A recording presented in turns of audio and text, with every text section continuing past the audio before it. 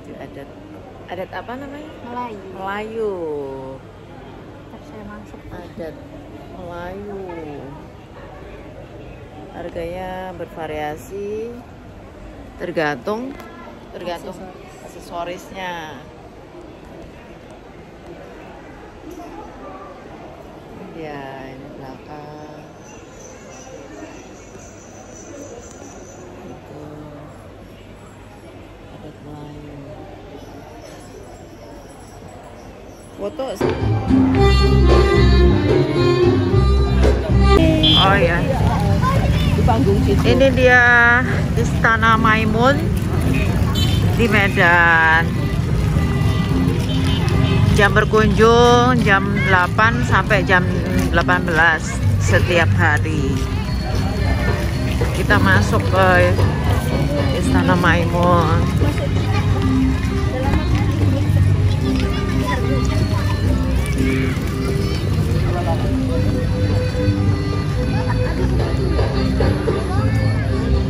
Oh, itu ada meriam puntung.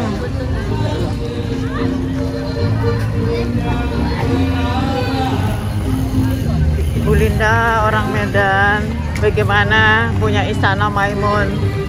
Harus lebih dilestarikan lagi, Oh, lebih iya. dirawat lagi. Iya, iya, Insya betul. Allah ya. Bukti sejarah Ya, Kesultanan Delhi, iya. Islam. Iya betul.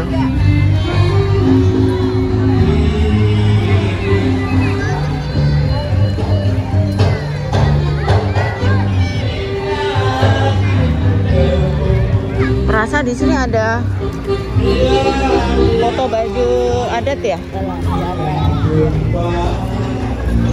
Biasa. Oh ya.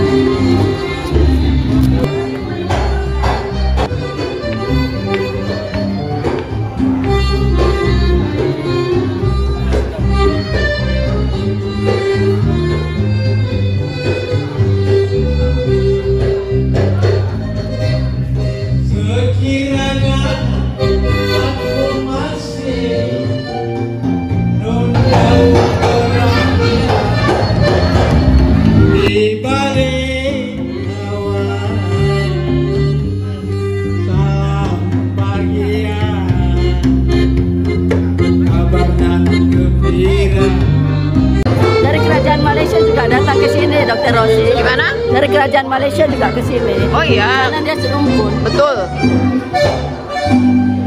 Dari kerajaan Malaysia pasti ke sini. Iya. Assalamualaikum. Tulisan Arab Melayu.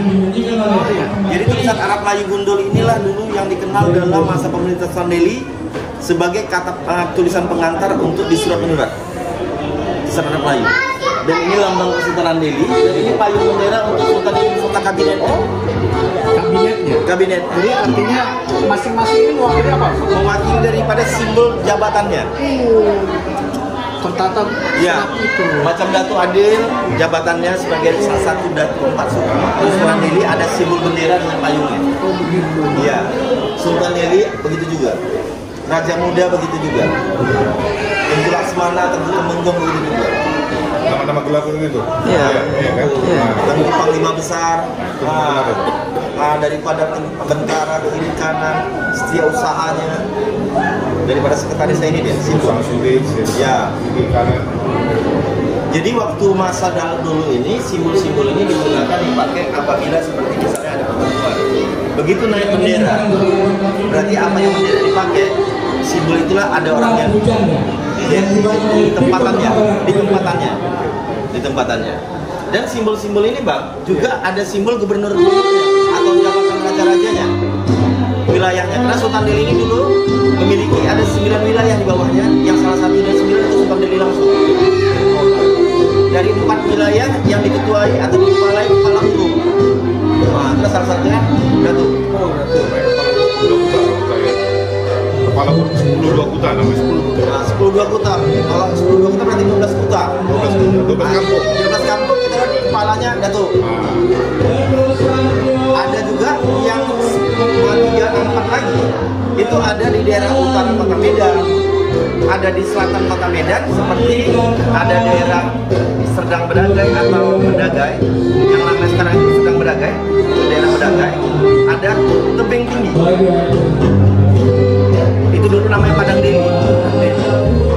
juga yang arah adat barang apa tuh? Merjut. Jadi semuanya itu adalah daerah-daerah yang di bawah Sultan Delhi. Setelah kita merdeka Bang, 1945, wilayah ini menjadi 5 kota kabupaten yang masuk dalam Provinsi Sumatera Utara.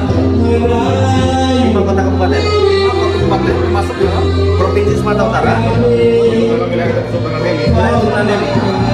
Salah satu kita contoh nih kota pertama yang pernah menjadi wilayah Sultan Delhi yang menjadi ibu kota Provinsi Sumatera Utara sebelum kota Medan. Ini dulu adalah wilayah Sultan Delhi. Yang kedua, sebagian Kabupaten Deli Serdang. Dari namanya aja juga memang pemerintah membuat itu dua wilayah kerajaan maju disatukan. Wilayah Deli dan wilayah Serdang. Makanya namanya Deli Serdang. Wilayah yang ketiga, Kabupaten Serdang Bedagai. Dua wilayah kerajaan juga nih, sebagian Deli Serdang. Yang keempat, seluruh kota tebing tinggi yang berbatasan dengan Kabupaten Simalungun. Baru yang arah ke utara itu Binjai ya, sebagian kota Binjai. Kalau Binjai itu masuk kakinya atau Ada 10 kebun, ada sama nyaman. harus nyaman. Ada 11 Langkat. Jadi Binjai Kak, sebagian milik wilayah Sultan Langkat, sebagian milik wilayah Sultan Delhi yang dikepalai Datuk. Ya, jadi itulah 5 kota itu yang pernah jadi wilayah Sultan Delhi. Dan inilah bendera-benderanya nih, pejabat-pejabat termasuk Datuk. jadi waktu Datuk goyang-goyang itu apakah wilayah yang 5 itu apakah wilayah itu tetap sama dengan pada sekarang itu sudah ada kecampur-campur kan ada 5 kan? Ya, masih. Hanya berbeda secara administratif tatanan dalam sistem pemerintahan Republik Indonesia. Contoh misalnya wilayah Mercut. Sekarang ini digabung menjadi Mercut Setuan. Setuan itu sebenarnya juga wilayah Sultan Delhi. Tapi tidak masuk dalam kota Medan, tapi masuk dalam pemerintahan Kabupaten Deli Serdang. Oke. Nah, itu dia. Ada mix ini ya. Ini Dan inilah dia. Di bawah ini Bang, ini ada kris. Ada kris asli, ada yang replika. Ada kris tentara, kris tumbuk lada, kris sundrahati. Kalau kris tumbuk lada, Bang, yang macam ini simbol keris yang juga bagian dari identitas kami. Bagian dari juga identitas Melayu Delhi. Tapi khusus Melayu ya, Melayu di Sumatera Timur. Itu Melayu Delhi. Tumbuk Delhi. Dan umumnya kalau keris Melayu, apabila dicabut dari sarungnya, biarpun sama namanya pisau tradisional itu Jawa namanya keris, tapi ada beberapa perbedaan. Keris Melayu pada umumnya kalau dicabut dari sarungnya dia straight, lurus. Kalau keris Jawa pada umumnya beliau. Tapi biarpun namanya sama keris. Cara pakai juga beda. Keris Jawa pada umumnya dipakai di belakang badan, tapi keris Melayu pada umumnya dipakai di depan badan. Jadi kalau menusuk dari depan.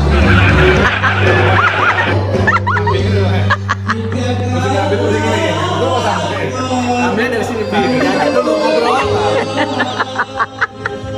Itulah kayaknya kesana kita. Ya, betul. Simbolnya itu, tapi ada yang berbeda dalam arti tempat demografi gimana? Seperti bahasa, senjata, dan lain-lain. Kalau ini tumbuk lada. Nah, ini tumbuk lada. Kalau kita lihat tumbuk lada ini, kalau yang warna hitam ini punya komandannya. Kalau yang kuning anggotanya. Ini namanya tombak bentara. Tombak bentara ini, kalau bentara ini seperti prajurit yang untuk dalam kegiatan Sultan Delhi itu yang paling dekat untuk sama Sultan. Iya, oke.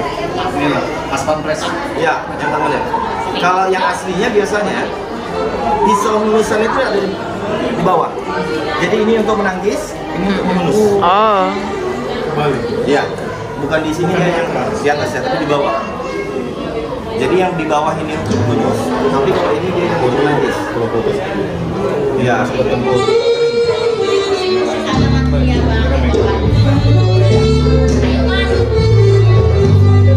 di Jawa juga ada tombak. Ya, Bentara. Kita di sini ada namanya Bentara, ada namanya Pejawan. Ada Bentara, ada Pejawan. Bedanya keris Lada. ada keris aja. Nama kemunanya. Jadi kalau pisau tumbuk lada, atau pisau tumbuk lada, ini identitasnya sangat mudah dikenal. Oke. Dia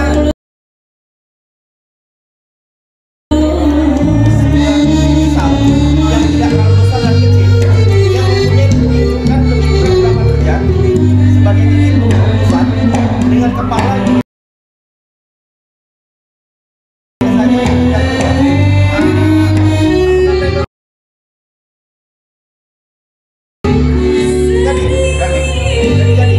gading-gading yang didapat yang diasah yang untuk sebagai tempat gundukan tumbuk lada. Dan biasanya tumbuk lada itu maupun orang daripada Raja Sumatera Timur itu dipakai untuk juga acara-acara pemisahan sebagai pertahanan terakhir. Pertahanan terakhir karena sifatnya kecil, ini sifatnya pisau yang bisa agak dirondokkan atau diselipkan dibandingin keris. Makanya kadang-kadang ada beberapa foto selain pakai baju Melayu di baju Melayu kayak cantik, ada di sebelah kanan bengkung. Iya, ada di sebelah lagi. Biasanya kalau keris di antara bengkung itu kan diluruskan sampai batangnya keluar. Wah, kalau ini tidak memang tersolong nih. Nah, biasanya ada di antara selipan dan bengkung. Jadi memang udah emergency sekali udah pertama. Ya. Nggak ada apa-apa ya. Karena pisaunya lebih kecil. Tidak pernah kalau namanya keris tumbuk lada panjang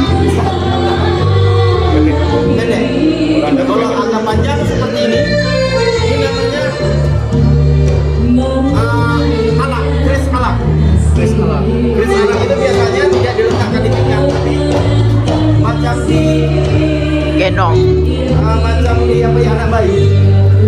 Keris alak itu. Digendong. Macam yang panjang ini. Dia dipakai waktu.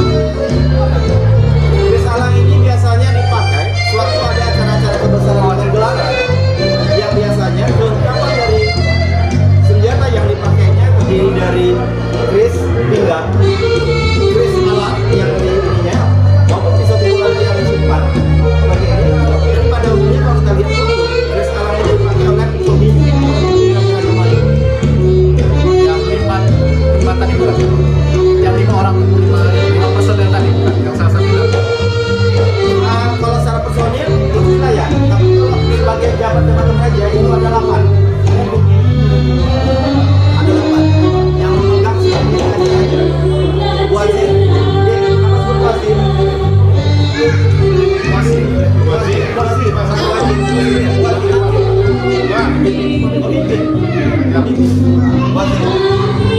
Jadi kalau kita bilang sangat datuk, kedatangan daripada dua kota, wazir, ada seorang raja yang sebagai bagian daripada Sultan Delhi.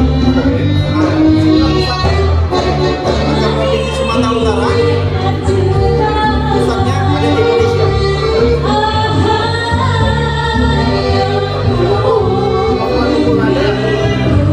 Memang sama namanya.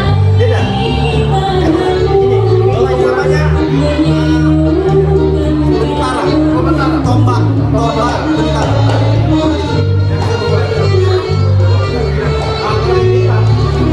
Udah. Ini Sultan Delhi yang ke-9. Sultan Mahmud Al-Rashid Perkasa Langsa. Pada masa pemerintahan beliau Istana Maimun dibangun. Ya. Pada masa beliau lah Istana Maimun dibangunnya. Masa pemerintahan beliau menjadi sultan. Di sini puncak kejayaan Sultan Delhi secara ekonomi, secara hubungan bilateral atau multilateral dengan wilayah lain, maupun dari bagaimana tatanan kota Medan. Masa beliau, yang kota Medan ini pernah dijuluki Paris Sumatera pada masa beliau. Dari ekonominya, puncak kejayaannya itu dari hasil perkebunan tembakau ini. Dari hubungan tata negaraan kepada pihak luar, secara politik, beliau adalah salah satu kerajaan yang sangat baik hubungan itu dengan bukan hanya pemerintah Belanda, bukan pemerintahan Inggris, pemerintahan daripada negeri raja-raja Eropa dan lain. Malah Sultan Delhi di tahun masa pemerintahan beliau itu daratan raja-raja Malaysia itu sangat dekat. memfavoritkan Sultan Delhi. Kenapa sangat memfavoritkan Sultan Delhi? Karena selepas beliau putra beliau Sultan Delhi ke-10, putranya Sultan Delhi ke-10 maupun putra keduanya, maupun putra-putra yang lainnya, itu banyak anak-anak raja Malaysia yang berkawin kepada keturunan Sultan Delhi. Seperti dari Perak, Selangor, dan itu bisa dilihat daripada memang pada masa itu raja-raja Malaysia sangat memfavoritkan Sultan Delhi. Masa sekarang sudah terbalik. Terbalik. Kita yang memfavoritkan ke sana. Termasuk juga kita Indonesia. Dulu banyak ilmuwan Malaysia belajar kemari, sekarang kita banyak belajar di sana. Dia kata orang sakit pun banyak ke sana sekarang. Dan sakit banyak ke sana. Iya, sebelah sana ayahandanya. Ini Sultan Delhi ke-8. Hebat ya.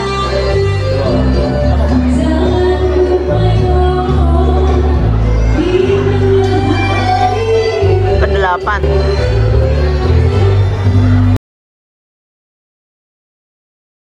Ini Sultan Delhi ke-8. Ayahandanya Sultan Delhi ke-8 namanya hampir sama, Sultan Mahmud Al-Rasyid Kasalam. Kalau putra tadi Sultan Delhi ke-9 Sultan Mahmud Al-Rasyid Kasalam Sabida Mahmud. Masa beliau menjadi Sultan Delhi yang sangat terkenal kepada Sultan Delhi sekarang hari ini yang kami pelajari juga sebagai keturunan.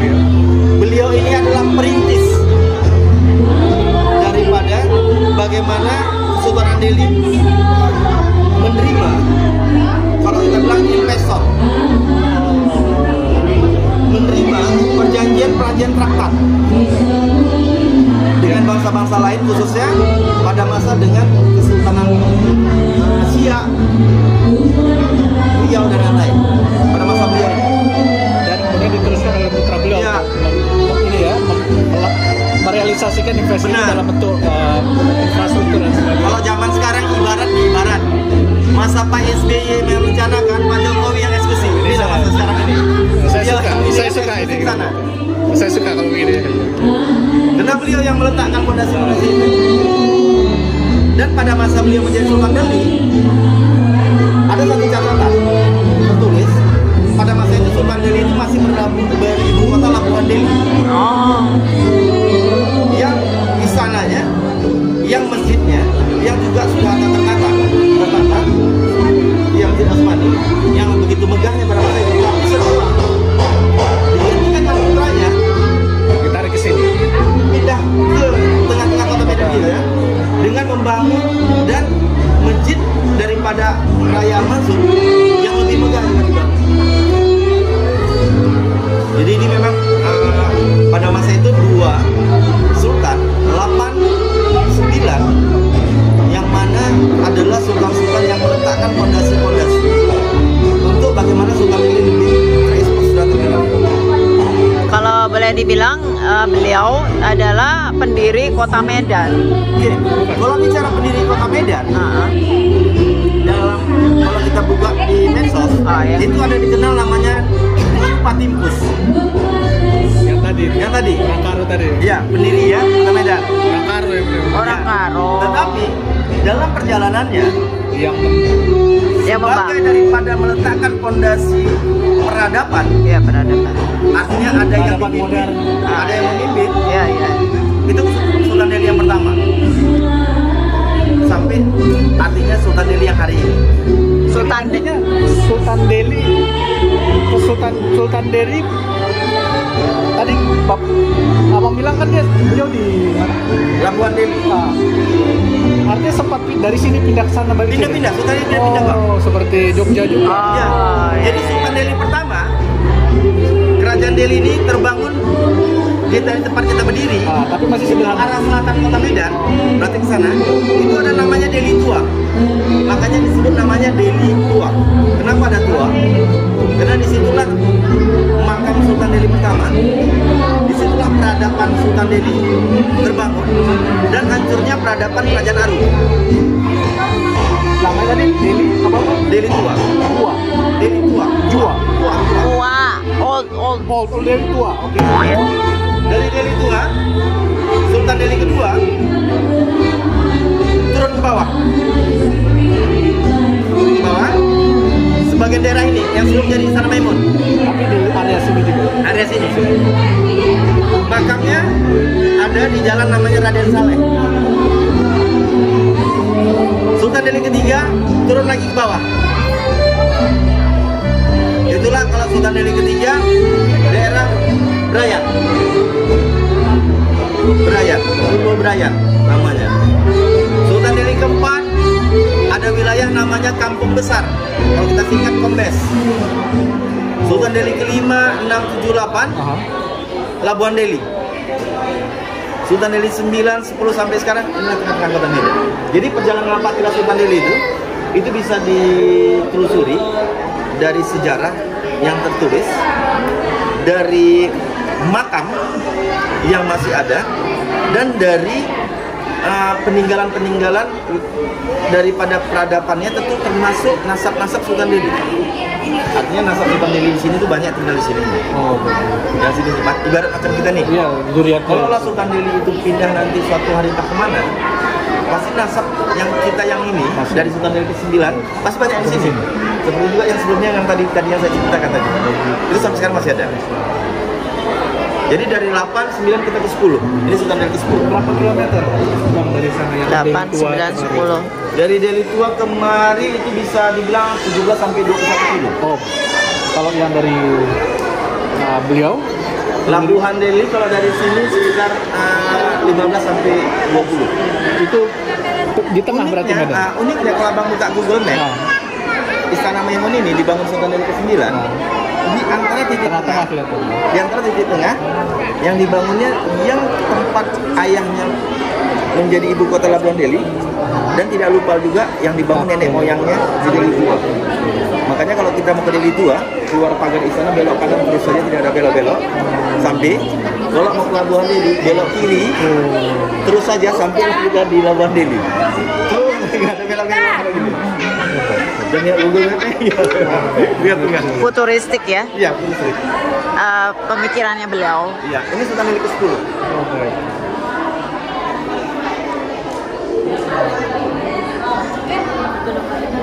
Oke. Oh, masa Sultan Delhi kemerdekaan ke-10 ya? Sultan Amaluddin Al-Sani Perkasa Lamsah, kalau kita lihat di tahun Iya. ini tahun menjadi Sultan Delhi 1924 sampai 1945. Maksudnya ini beliau meninggalnya? Meninggalnya ini Meninggal ya? dilantik Oh. menjadi sultan. Mudah sekali. Jadi masa tahun menjabat. Oh, tahun menjabat. Tahun menjabat. Bukan Yang usianya. Ya berarti Tahun menjabat. Jadi Sultan Amaluddin Al-Sani Perkasa Lamsah, putra paling sulung dari Sultan Delhi ke-9 yang menjadi Sultan Delhi. Ya. Nah, yang sangat menarik kalau dari Sultan Delhi ke-10, legacy yang ditinggalkannya adalah bagaimana Sultan Delhi ke-10 memanage apa yang telah dirintis kakeknya, Iya. apa yang dibangun oleh ayahandanya, yang dimanage-nya, yang alhamdulillah banyaklah bangunan-bangunan kota Medan yang sampai hari ini masih digunakan dengan gaya-gaya futuristik, gayanya Eropa. Ya, beberapa bangunan yang ada di kota Medan. Dan beliau ini Sultan Amaluddin, sultan yang sangat terkenal juga bagaimana secara diplomasi. Beliau berdiplomasi sampai ke Afrika, Oh. sampai ke Prancis, sampai ke Inggris, sampai ke Belanda. Dan ada beberapa dokumenter Ya. yang kita lihat di dalam ada nanti ininya. Bagaimana beliau menjalankan fungsi beliau sebagai sultan untuk kemakmuran negerinya agar kemaslahatan masyarakatnya terjamin. Itu masa beliau. Sultan Amaluddin Al-Sani Perkasa Alam-Sani. Dan itu memang modal itu ada karena di beliau yang ke-9 sudah siap. Iya. Ekonomi kan booming gitu. Iya. Makanya dari Sultan Delhi ke-8, 9 ke-10, 3 masa sultan ini adalah masa kejayaan Sultan Delhi yang sangat terkenal pada masa itu. Hubungan beliau dengan Kesultanan Turki gimana? Karena waktu itu kan Khalifah masih di Turki pasti itu harusnya. Iya, Karena saya ada video satu waktu Aceh dikerjain Belanda itu Aceh kirim surat ke Turki. Kemudian ada satu video mereka bikin film itu ya Kesultanan itu. Ya dia marah karena kok bisa Aceh ini, maksud segera kirim pasukan untuk bereskan Belanda itu. Belanda, ya. Abang, masa Kesultanan Turki, Utsmani. Kesultanan Delhi ini adalah kerajaan yang sangat berafiliasi kepada Aceh, yang tentunya begitu. Utsmani. Makanya ada istilah kalau Aceh Serambi Mekah, betul. Delhi Serambi Aceh. Begitu. Dalam menjaga tatanan, dalam sistem pemerintahan dan kemaslahatan masyarakat adalah Islam yang rahmatan lil alamin. Makanya dalam sejarah Delhi tak bisa dipungkiri dengan masa kejayaan Utsmani Turki itu ada hubungan sangat erat. Karena Kesultanan Delhi ini awal berdirinya ini adalah wazir negeri Aceh. Wazir itu wakil dari negeri Aceh. Berarti Aceh lebih tua ya? Lebih tua. Tapi Aceh kan ada dua nih ya. Aceh masa Malikus Saleh. Oke. Ada Aceh masa Iskandar Muda. Sultan Delhi tidak di masa Malikus Saleh. Sultan Delhi ada di masa Sultan Iskandar Muda. Yang lebih muda berarti Bang? Iya. Karena memang masa berdiri kerajaan Delhi ini, awal berdirinya Sultan Delhi pertama, founding father Sultan Delhi adalah Panglima dari Aceh. Makanya disebutlah Tuanku Panglima Gocah Pahlawan. Makanya dalam garis zuriat Sultan Delhi, itu keturunan Sultan Delhi itu dari gugusan gelaran Panglima. Beda dengan beberapa raja-raja Melayu yang gugusan dari gelaran ada Tengku Temenggung, ada Tengku Bendahara. Kalau Delhi Panglima. Karena memang secara zuriatnya turun dari wazir Panglima dari Aceh itu tadi. Makanya dalam nasab dalam masa Sultan Delhi ada 6 masa Sultan Delhi yang memakai Tuanku Panglima. Belum gelar sultan. Mulai dari Sultan Delhi pertama sebelum dari Sultan Delhi pertama ini sudah pakai Tuanku Panglima nih. Tuanku Panglima Gocah Pahlawan. Itulah founding father Sultan Delhi. Putra keduanya Tuanku Panglima Parunggit. Inilah dari lahir ibunya Tangkar. Bermarga Surbakti. Lahirlah Sultan Delhi ketiga Tuanku Panglima Padra. Itulah yang makamnya di daerah Braya. Ada yang keempat Tuanku Panglima Pasutan. Ini makamnya di Kampung Besar. Istilah kok kayak kita bilang di Medan Kombes yang arah mau ke Labuan. Baru yang kelima ada namanya Tuanku Panglima Gandar Wahid. Ini makamnya di Labuan deh. Yang keenam inilah baru pakai Sultan Amaluddin Mengedar Alam. Di mana Sultan Amaluddin Mengedar Alam ditransisi kepada putranya Sultan Delhi ke-7, Sultan Osman Perkasa Alam. Rebutan kerajaan Delhi ini Aceh dan Siak. Siak Riau. Maksudnya Riau merasuk ke sini? Iya, artinya Riau juga mau mengambil Kesultanan Delhi, tapi Aceh juga mempertahankan Sultan Delhi. Mempertahankan artinya mau direbut. Artinya memang mau direbut. Kesultanan Delhi ini sampai memang benar-benar seperti anak bawangnya dari Aceh Ya, berarti. Aceh, semua. benar. Oh begitu. Jadi dari awal berdirinya Delhi ini anak bawang dari Aceh. Maaf, bukan ntar ada yang marah lagi yang tidak mengecilkan kesulitan Iya, dia itu, benar, tapi benar. bukan anak bawang, maksudnya memang Iya, di bawah karena Sultan tadi Aceh. Abang Oh bilang iya, iya. Aceh mau ini berarti soalnya Iya. anakku ini jangan Jangan diganggu. masuk. Dan Riau sendiri Muslim. Ya, Riau sendiri yang mau Muslim. masuk Islam juga. Islam juga. Muslim, Bang. Sia. Sia. Sia. Sia tuh Jadi Muslim. awal berdiri Sultan Delhi ini adalah anak dari kerajaan Aceh Oh begitu. yang di masa Sultan Aceh tidak mempunyai keturunan laki-laki, dipimpin perempuan. Disitulah Aceh melemah, Siak menguat. Oleh Sultan Delhi dari perebutan tadi, Iya. Iya. Sultan Delhi memilih ke Siak. Makanya Sultan Delhi dapat gelaran itu di masa Sultan Delhi ke-6 oleh Siak, Sultan Siak. Kenapa Bunda? Iya. Karena ada istilah kami di Sultan Delhi. Dalam apa kami? Sultan Delhi ini beraja ke Aceh. Dia tetap induk Panglima. semuanya, tidak dilupakan ya. Tapi dia tidak mau menyembah perempuan Oh. karena sultanah. Jadi imam sultan. Nah, Karena iya, kan iya. kita sama-sama paham ya, putra daripada Sultan Iskandar Muda, merah pokok itu yang dieksekusi ayahandanya karena berbuat ini tanda kutip, makanya kan akhirnya pada masa itu Aceh dipimpin sultanah Sultanah. dan Sultan Delhi tidak mau Iya, tidak mau Pengimam tunduk kepada perempuan. ya, oke, dia berafiliasi ke dengan Siak. merapat ke Siak, makanya ada istilah beraja Aceh menyembah ke Siak, Oh, bahkan sampai kata menyembah. menyembah ke Siak. Oh begitu. Dan pada masa Sultan Delhi ke-7, Sultan Delhi ke-6 ke-7 yang transisi Sultan Delhi perebutan ini, Sultan Delhi ke-8 yang tadi, Yep. ke-9, ke-10, Sultan Delhi ini tidak ada lagi iris daripada Siak dan tidak ada lagi iris daripada Aceh. Oh, Dia berdiri sendiri. oh, seolah mengukuhkan ya mengafirmasi bahwa ini Delhi ini Mandiri. dia mandiri sebenarnya. Mandiri. Dan kemandirian itu ditandai dengan bagaimana Sultan Delhi sewaktu membuat integritas Aha. tidak lagi memerlukan cap Aceh, Cap, tidak lagi memerlukan Siak. cap Siak.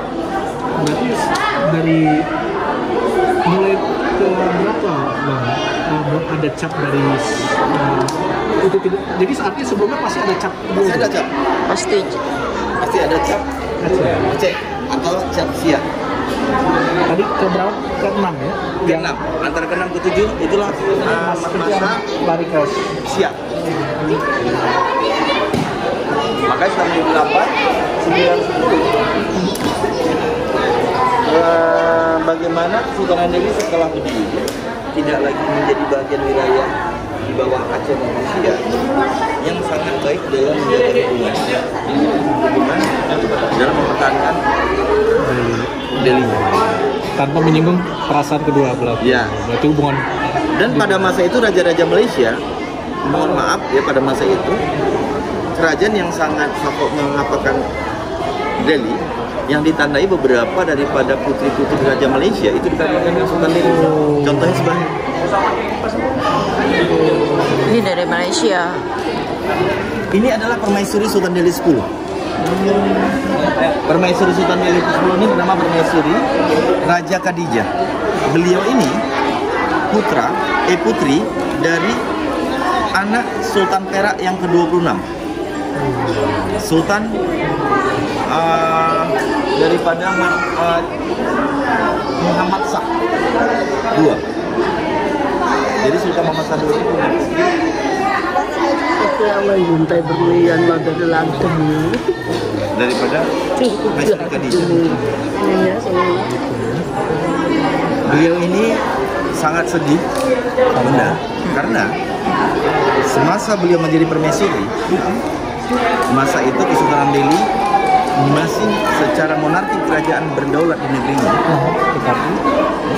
tetapi beliau meninggal tahun 1991. Artinya beliau merasakan juga seorang permaisuri yang tidak yang negerinya sudah ini menjadi bagian dari republik. bagian dari republik. Makanya pada masa masa itu beliau tidak dimakamkan di sini, dimakamkan diminta Balik. kemanaan-kemanaan yang menjadi Sultan Perak itu di Malaysia. Maka beliau makamnya di Kuala Kangsar, Perak, Malaysia. Diminta balik. Dan maaf, ini bang, mereka ada permaisuri kedua. Kalau Jogja kan ada Di sini permaisuri itu cuma satu. Betul. Tapi di antara istri-istri itu Ada juga yang lain tapi diberi gelar. Seperti kalau dari istri yang kebanyakan Sultan Delhi bisa diberi gelar memakai belakang yang di depan namanya Encik. Encik dengan gelarannya seperti misalnya Encik Ibu Baginda. Itu gelaran karena seorang istri yang melahirkan Sultan Delhi berikutnya. Ada Encik Negara, ada Encik Suri Deli, ada macam-macam. Tapi yang satu yang memakai simbol secara lengkapnya itu permaisuri. itu yang memang permaisuri utama. Ya. Jadi artinya permaisuri ini adalah orang yang sangat dekat untuk Sultan apabila ada acara-acara resmi yang keluar sama Sultan Delhi. Iya, iya. Kalau yang lain bisa berdampingan kan gitu nih, tapi yang menjadi bagian yang menerima atau yang berfoto itu hanya satu, itu permaisuri. Dan apakah jika permaisuri tidak memiliki anak laki-laki misalnya, apakah dari permaisuri utama ya, apakah dari yang lain itu bisa anak yang naik atau jadi ini, atau selama ini memang ada anak laki-laki terus? Ya, alhamdulillah Sultan Delhi dari 1630 sampai di 2023 nasab Sultan Delhi itu masih terpelihara dari Sultan Delhi pertama ke Sultan Delhi ke-14, insya Allah ke-14 ini bisa harus mendapatkan keturunan laki-laki. Karena kita dalam Sultan Delhi ini tidak mengenal pemimpin itu dari perempuan. Karena tetap memegang teguh dari apa yang menjadi tagline Sultan Delhi. Tagline Sultan Delhi itu bahwasanya Kesultanan Delhi Darul Al-Muqtazim Billah.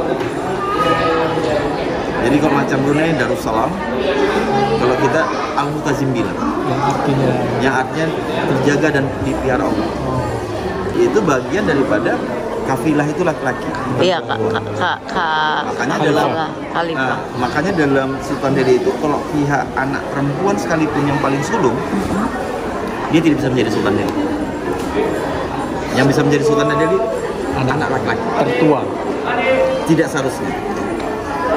Jadi misalnya ada anak pertama wanita, lalu beliau ada 5 anak. Anak pertama wanita, anak kedua sampai keempatnya laki-laki. Tidak harus anak kedua, anak yang paling diutamakan dengan budaya timur kita yang paling sulung. Tetapi apabila yang paling sulung terdinding karena sebab dan akibat, salah satunya seperti mungkin cacat fisik, cacat mental, berkelakuan kurang baik, itu bisa mendinding beliau yang agar adiknya yang bisa. Satu lagi bang, saya kan suka baca menyimak kerajaan Jogja ini. Saya lihat banyak perpecahan itu karena perebutan kuasaan anak-anaknya juga. Di Delhi saya lihat seperti aman aja, semua saja. Sebenarnya di Delhi jiwa-jiwa pemberontak itu kayak enggak dengan saudara gitu. Ya, itu pernah Pak, ada. Itu pasti. Oh, itu pasti. Arti pasti itu begini. Itu akan namanya manusia. Iya, manusia. Dalam Sultanan Delhi ada dikenal peristiwa-peristiwa yang sangat yang sangat extraordinary. Iya, sebenarnya pada masa itu di antara anak-anak sultan. Pada waktu seperti contoh Sultan Delhi ketiga. Lama. Sultan Delhi ketiga kita paling atas nih ambil.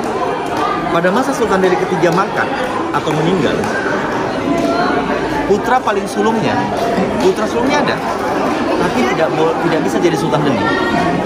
Karena bagaimana dalam Sultan Delhi juga memakai daripada syariat Islam, tidak akan mungkinlah seorang Sultan Delhi yang laki-laki bisa sempurna mengimami sholat kalau dia mempunyai daripada kekurangannya. Artinya Sultan Delhi pertama tidak cakap sebagai Sultan Delhi, ada keterbatasannya. Karena dalam hukum Islam pun kita, seorang imam itu harus sebaik-baik dan sempurnanya adalah yang bisa mengimami sholat. yang sempurna.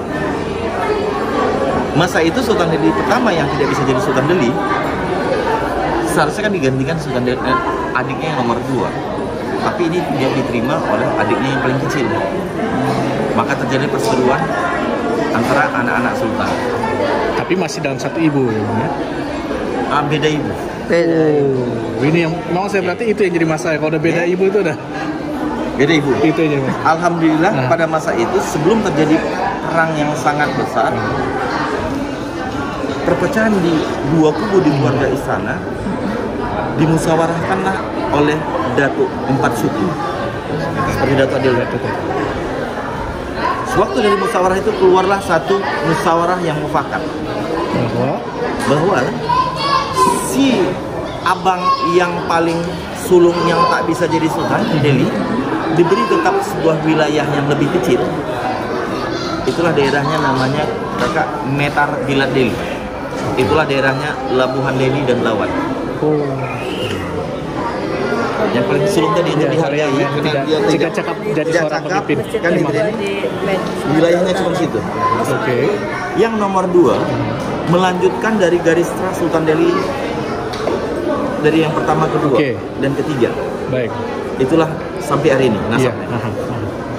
Yang paling kecil itu ada wilayah yang masuk wilayah Sultan Delhi tapi dikeluarkan dari wilayah Sultan Delhi untuk dipimpinnya. Itulah namanya Sultan Serdang. Yang daerahnya Perbaungan, Pakam, Pengajahan itu dulu wilayah Sultan Delhi.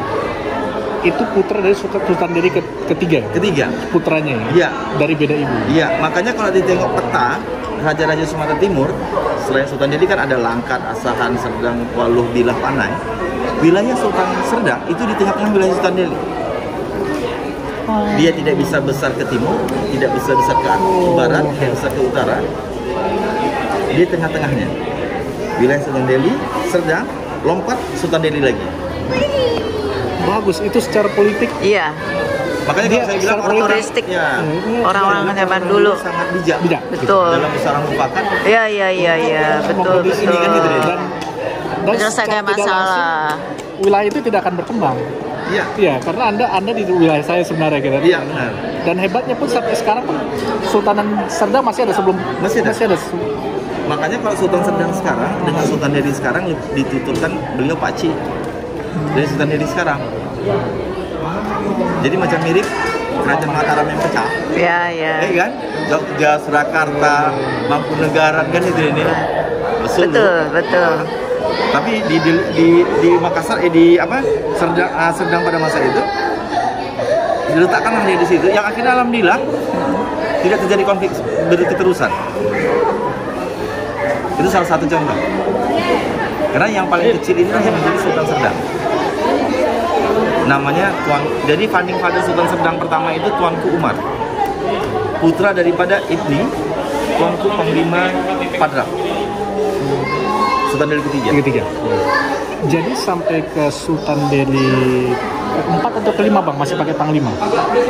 Keempat. Kelima. Kelima. 1, 2, 3, 4, 5 itu pakai Tuanku Panglima. Panglima karena memang beliau belum berafiliasi dengan Siak tadi Iya, ya. Siak Begitu tadi. kena masuk mulai dikasih. Sultan. Jadi perjalanan Sultan Delhi selain yang saya sampaikan tadi sudah mengenal asimilasi Buddhisme, juga sudah mengenal dalam sistem-sistem ketatanegaraan Islam yang berkembang dalam monarki-monarki setelah era khalifah tidak ada raja-raja. Sudah mengenal sistem-sistem itu. Dengan segala intriknya pada masa itu. Dan ini Sultan Delhi 9. Jadi Sultan Delhi 10 ini adalah Sultan Delhi yang terakhir memimpin monarki. Kenapa monarki? Itu bergabung dengan Iya, NKRI. Yang dimana beliau sendiri adalah tertarik sama kemenakan beliau ke Perak, istri dan anak. Ya. Ini Sultan Delhi 11. Kalau kita lihat Sultan Delhi 11, tahun menjadi Sultan ditabalkan menggantikan ayahandanya Sultan Delhi 10, 1945 sampai 67. Maaf bang, saya pernah dengar cerita pernah saya nggak tahu apa Istana Maimun atau istana di mana itu diserang PKI terus anak-anak perempuannya pun dihabisi. Ya. Itu yang Revolusi sosial tahun 46. Artinya kalau dilihat setahun setelah beliau menjadi Sultan Delhi dalam NKRI. Jadi Sultan Delhi ke-10, 8-9 tadi yang mas dari pertama 8 ada foto 10 tadi, itu adalah cerita tentang bagaimana monarki dalam kepemimpinan Sultan Delhi. Sesungguhnya Sesungguhnya. Setelah Sultan Delhi ke-10 berakhir. Karena digantikan dengan Sultan Delhi 11 tepat di masa Indonesia. Mas 45. Iya, iya. Kalau kita lihat Bunda lihat ini tahun menjadi Sultan Delhi sampai beliau meninggal 4567. Beliau ini adalah Sultan Delhi yang hidup di era rezim yang disebut Orde Lama. Iya, iya. Masa Presiden Soekarno naik, masa Presiden Soekarno turun, masa dua sistem pemerintahan NKRI baik Republik maupun Republik Indonesia Serikat yang pernah beliau alami. Sultan Osman yang menarik dari beliau adalah sultan yang meletakkan fondasi bagaimana seorang Sultan Delhi yang menyatakan melebur bergabung ke NKRI. Kemudian lumayan juga 2 tahun aja ya. nggak masa pemerintah menjadi berkuasa Sultan Delhi. gitu. Nah, ini masa Sultan belum ini. Kalau ini Kak Farida, beliau Kak Farida lahir tepat tahun 1900. Artinya usia 45 tahun bukan Sultan. Naik tahta 45 tahun. Dan beliau meninggal 67 tahun. Beliau ini punya ibu dari anak Sultan Perak yang tadi. Malaysia. Makanya juga kecilnya orang Perak. Iya, maka kemari. Ada leluhur ya. Makanya beliau bernasab darah Perak Malaysia dengan Delhi. Iya, iya, iya. Masa Sultan Delhi 11 Bang, selain meletakkan fondasi Sultan Delhi menyatakan melebur bergabung NKRI, beliau di tahun 1928, artinya berarti sudah 28 tahun, beliau ini salah satu tokoh dari Yong Islam. Yang dikenal sebelum Sungkah Pelapa ada Yong Sumatera, Yong Ambon, Yong Madura, Yong Jawa. Ada satu yang lebih berafiliasi pada Islam, Yong Islam. Ya, beliau adalah tokoh Yong Islam. Dengan dokumen yang pernah saya baca secara langsung, dokumen lama itu ada surat tahun 1930. Bagaimana ada surat-surat apa menjadi kegiatan yang Islam itu terkonfirmasi kepada beliau. Dan apa yang disumbangkan Sultan Delhi kepada Yong Islam. Dan yang ketiga Bang, yang perlu dalam catatan Sultan Delhi ke-11, beliau ini adalah sangat concern di dunia pendidikan. Universitas yang pertama tahun 1951, yang pertama di Sumatera Utara, itu namanya Universitas Islam Sumatera Utara, UISU. Wisu. Kak Ocha dari sana. Di UISU ada dikenal 5 pendiri. Yang paling fathernya Bang Rum Jamil, Anwar Madawi, Ibu Serani dan lain-lain. Sebenarnya di 5 ini ada di belakang beberapa tokoh, termasuk tokoh Mr. Rum, termasuk tokoh Sultan Sahir, juga beliau Sultan Delhi. Itu tokoh-tokoh yang tidak nampak di belakang layar, tapi sebenarnya menyetir itu. Dia untuk terbangunnya Universitas Islam. Dan selain itu Sultan Delhi juga menyumbangkan tanah-tanah untuk dibangun kampus-kampusnya sampai hari ini. Makanya alhamdulillah di UISU benang merah itu juga tidak lepas. Sekarang ini ketua pembina Yayasan UISU itu adalah putra beliau, Tengku Hamdi Osman Delhi Khan, gelarnya Raja Muda Delhi. Setelah perseteruan dari anak-anak 5 pendiri yang sangat hebat di tahun 2017 sampai tahun 2021 kemarin, perseteruan anak-anak pendiri karena memperebutkan sebuah benefit besar, alhamdulillah bisa ditengahkan oleh putra beliau dengan bukti-bukti yang tidak bisa dibantah lagi. Bukan hanya pendiri 5 itu saja, Bapak Sultan yang ditulis. Rupanya ada peran besar juga Sultan Delhi, ada peran juga Mr. Rum, makanya Rum Royan. Rum itu sebenarnya orang Sumatera Bang, termasuk juga Sahrir, bekas Perdana Menteri Indonesia juga. Itu juga asal di sini, dia benar-benar. Dan itu Sultan Sahrir. Sultan Syahrir. Iya. Sultan Syahrir. Ini dia di masa beliau. Itulah pemerakasa tokoh-tokoh untuk mendirikan satu universitas. Selain UISU, beliau juga ikut dalam Universitas Sumatera Utara, USU. Bersama dengan wali negara Sumatera Timur seperti Tengku, Perdana Menteri pertama Kak, yang orang Melayu asalnya Adam Malik bukan Bang? Bukan. Beliau bersama-sama untuk membangun USU. Jadi beliau lebih kira memang di akademis, di pendidikan. Sultan Osman Al-Sani Perkasa Alam. Sepeninggalan beliau, Sultan Delhi 12. Ini masih muda banget ini. Oh. Lupa saya namanya. Ya. Ini foto Sultan Delhi 12, Sultan Azmi Perkasa Alam. Di foto hitam putih ini kalau kita lihat Sultan Azmi dengan baju sultannya, tapi di sebelahnya permaisurinya dengan baju Acehnya. Oh iya betul. Jauh. Makanya perkawinan Sultan Azmi dengan dengan permaisuri Tengku Zainab Zulhari ini sebenarnya perkawinan membangun kembali dari benang merah yang pernah terlahir bagaimana Sultan Delhi dengan Acehnya.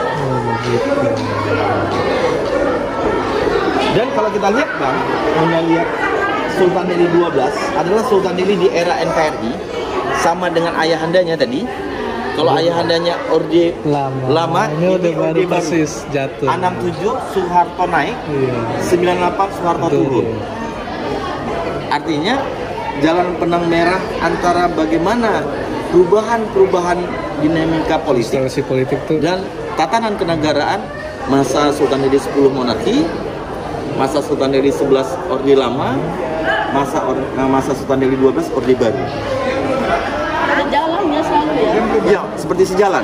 Bisa ya. Mengikuti ini. Sultan Delhi 12, Sultan Azmi Perkasa Alam, yang perlu kita catat, beliau adalah Sultan Delhi yang concern masuk ke dalam peran politik.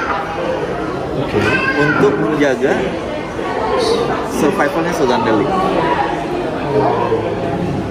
Karena beliau seorang sultan yang juga pernah menjadi anggota MPR RI utusan daerah Sumatera Utara. Beliau pernah menjadi anggota DPR RI dari fraksi Partai Golongan Karya. Oh begitu. Dan sebelum wafat beliau adalah anggota Dewan Pertimbangan Agung DPA sebelum dihapus konstitusi kita. Iya betul. Oh, berarti secara politik dekat dengan Orde Baru juga. Orde Baru sangat dekat, makanya 67 kurang 8. Presiden Soeharto naik, Presiden Soeharto turun. Permaisurinya cantik sekali. Ya, permaisuri campuran Tengku Zainab Zulhari. Permaisuri Tengku Zainab Zulhari ini putri sulung satu-satunya daripada Tuanku Mahmud. Salam. Tuanku Mahmud ini adalah Raja Aceh yang berdudukan di residen pertama Aceh Besar, yang pada masa Belanda segala macam itu sempat diasingkan ke Batavia atau Jakarta.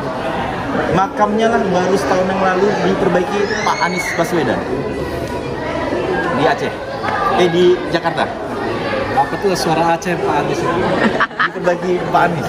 Makam daripada tokoh Aceh, Tuanku Umar tadi. Inilah putrinya. Jadi putri beliau tidak diasingkan ke sana. Pada masa itu beliau terasing ke Jakarta ke sini. Nah, beliau diapain dengan Sultan Delhi? Dikawinkan. Pada masanya keluarganya di sini, akhirnya dikumpulkan di merit dengan Sultan Delhi ke-12. Dari Sultan Delhi 12 dengan permaisuri, beliau memiliki 3 orang anak. Yang paling sulung anaknya perempuan, masih hidup hari ini. Yang nomor 2 ini jadi Sultan Delhi ke-13 yang kolonel. Barulah yang paling kecil masih hidup sekarang. Dari Sultan Delhi 12 dengan permaisuri, inilah putra yang nomor 2 karena anak yang sulungnya perempuan yang menjadi sultan. Ini Sultan Delhi ke-13.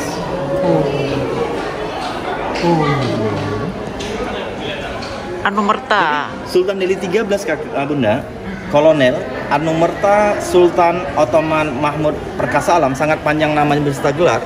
Karena dalam negara Republik Indonesia beliau adalah kepala adat dari Sultan Delhi ke-13. Baik. Tapi satu sisi beliau anggota prajurit TNI Angkatan Darat. Oh, begitu. Jadi Sultan Delhi ke-13 ini kelahiran 30 September. 30 Agustus 1966. Beliau kelahiran 66. Yang tamat Akmil angkatannya 89. Itu Sultan Delhi yang sekarang. Ya. Ya. Angkatan 89, Akmil angkatan 9 yang di tahun 2005 beliau ditugaskan di Aceh semasa Aceh masih daerah operasi militer DOM sebagai Komandan Batalion 312 Sriwangi Kala Hitam yang markasnya di Subang, Bandung. Elit itu. Pasukan elit Sriwangi. Beliau tugas sebagai komandan, tetapi Allah berkehendak lain. Iya. Dalam usia yang sangat muda, beliau berpulang 38 memasuki 39 tahun. Karena kelahiran 66 ke tahun 2005. Beliau mangkat karena kecelakaan pesawat CN235 yang terhempas jatuh di Bandara Malikus Saleh Lok-Semawi, yang salah satu beberapa perwira menengah yang gugur itulah Sultan Delhi. Itu tahun berapa itu? 2005. Tadi setelah tsunami ya? Ya, setelah tsunami. Sultan Delhi ke-13 memperistrikan permaisurinya orang Makassar, Permaisuri Ampuan Siska Marambintang. Beliau adalah putri paling sulung dari almarhum Bapak Haji Jenal Basri Palaguna, mantan Gubernur Sulawesi Selatan, yang memiliki 2 orang putra. Putra paling sulung, waktu beliau mangkat itu masih berusia 7 tahun. Putra kedua pada masa beliau mangkat itu masih berusia 1 tahun lebih. Dan inilah Sultan Delhi yang sekarang. Yang 7 tahun dulu. Ya, atau ya. Ini Sultan Delhi yang sekarang, Sultan Delhi ke-14. Ya, Sultan Mahmud Hamengkubuwono Perkasa Alam. Beliau adalah Sultan Delhi kelahiran tanggal 29 Agustus di Semarang. tahun 98. Yang artinya pada masa tahun 98 ketika reformasi terlahirlah seorang Sultan Delhi bagi Kesultanan Delhi. Iya. Yang ditanamkan tahun 2005 dalam usia 7 tahun. Yang hari ini Sultan Delhi ke-14 masih kuliah menyelesaikan S2-nya di ITB Bandung. Ini lagi disusun tesis, sudah tesis. Kalau S1-nya di Semarang, Undip. S1-nya Undip, S2-nya ITB. S2-nya ITB, 22 linear, teknik bendungan. Potong sedikit. Jadi Patik jam 1 harus ke Ya. ke tempat Datuk Samsul Adipi. Baik. Jam 1. Baik. Karena tuanku mau menuju ke sana. Oh, baik. Gitu. Hah? Tadi mau tadi ponaan saya. Apa? Siapa itu? Ya, saya Tengku Churchill. Tengku Churchill. Iya.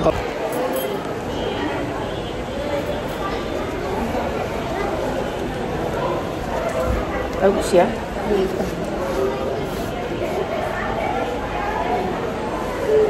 Siapa nih banyak pengunjung? Dari lebaran aja sih. Oh, lebaran. Lebaran pas puasa, penghuni sepi. Sepi.